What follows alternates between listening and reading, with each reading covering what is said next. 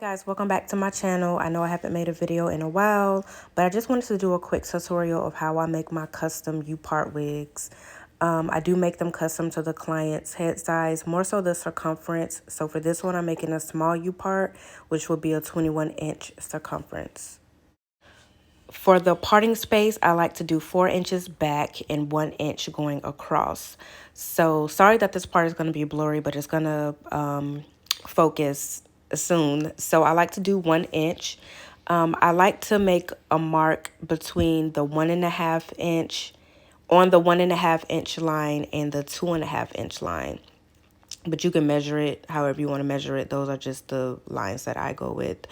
And that will give me my 1 inch of parting space. And again, it'll clear in a second, so you'll see exactly what I'm doing.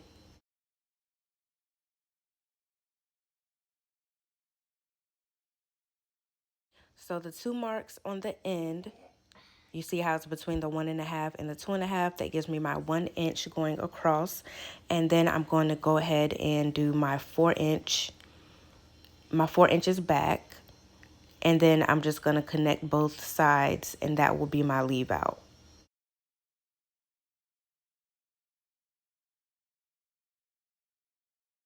So for my guidelines, just a disclaimer, I never really follow my guidelines all the way through. But when you're doing U-parts, you want to make sure that you have more hair at the top than you do at the bottom.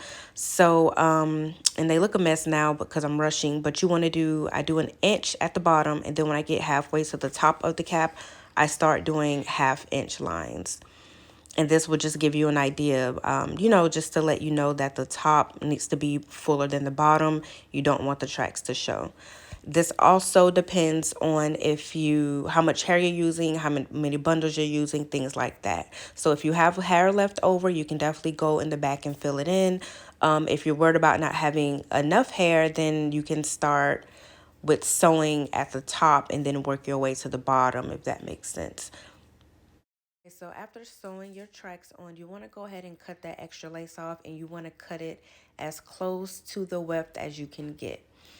After you cut that off, you just go in and remove all of the loose strings, just like you would do when you're making a regular wig. And then what I do after that is I actually go back over that top weft to seal it some more, because cutting the lace off, sometimes it may just cause it to come loose or, not as secure. So you're going to go ahead and secure that top weft.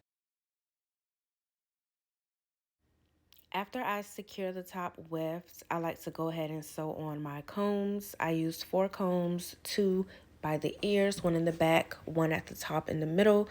And when you are sewing on combs, I just want to say that you want to change your machine settings. You want to change your width to 1, and you want to sew on a straight stitch. That way you ensure that you're not breaking the needles, because it will happen.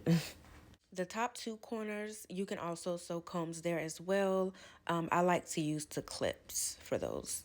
And then I also use an adjustable band. I cut off about 1 inch of it just so it fits a little bit more snug on the nape. And I changed my machine settings back to how they originally were and sew in a zigzag stitch. And I sew it right up under the combs where the ears go. So the U part looks just like this. And that's pretty much it. I know this video was super quick, so just let me know if you have any questions.